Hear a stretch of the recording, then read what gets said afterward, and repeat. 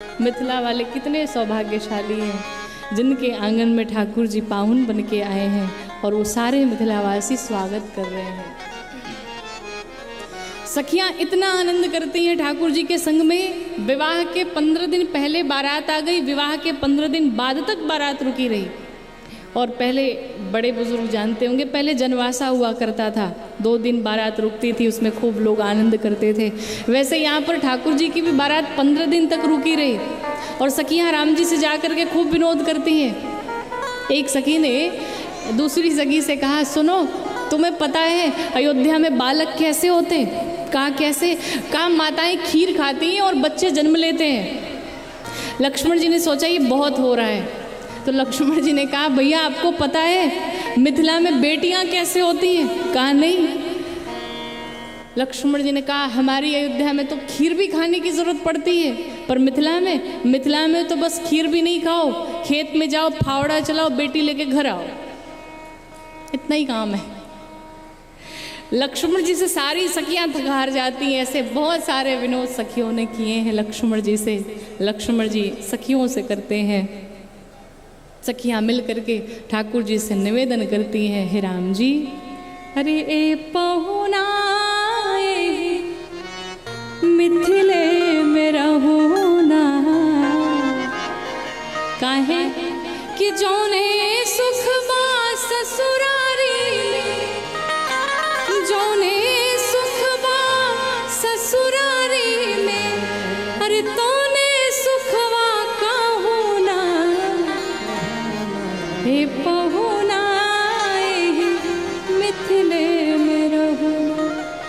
लक्ष्मण जी ने पूछा हमारा क्या फायदा है, हम क्यों रहे, राम जी क्यों रुके? तो सखियों ने कहा फायदा ही फायदा है। क्या?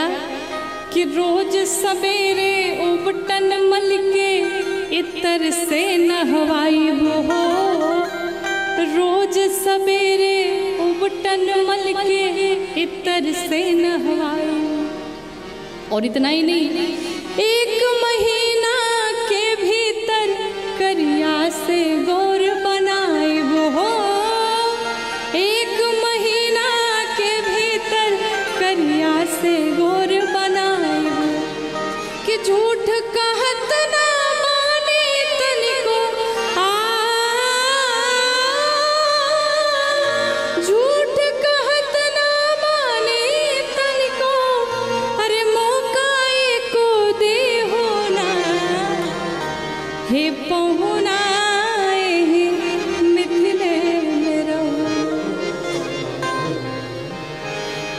दामाद जी लोगों का खूब स्वागत होता है ससुराल में, और इसीलिए कुछ लोग की आदत पड़ जाती है, हर 10 दिन पे पड़े ही रहते ससुराल में। अच्छा दामाद किसे कहते पता है आपको?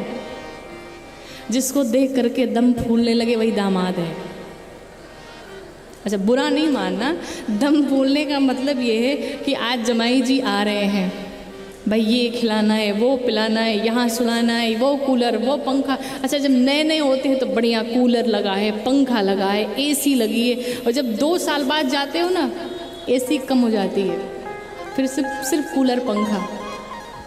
चौथे साल जाओगे कूलर भी कम कर दिया जाएगा, फिर सिर्फ पंखा पे काम चलाओ। और जब बहुत पुराने हो जाते हो तो फिर पंखा भी नहीं मिलता है, फिर छतई पे सो लो, बहुत बढ़िया हवा आएगी। इसलिए अपनी इज्जत बना के रखो, बहुत ज़्यादा नहीं दौड़ना चाहिए। और ये नियम भी है, हमारे शास्त्र आदेश करते हैं जहाँ पर आपको बहुत सम्मान मिले वहाँ पर कम जाना चाहिए, और बिना बुलाए तो कहीं नहीं जाना चाहिए। इस प्रकार से श्री जानकी जी का विवाह भगवान राम के साथ में संपन्न होता है।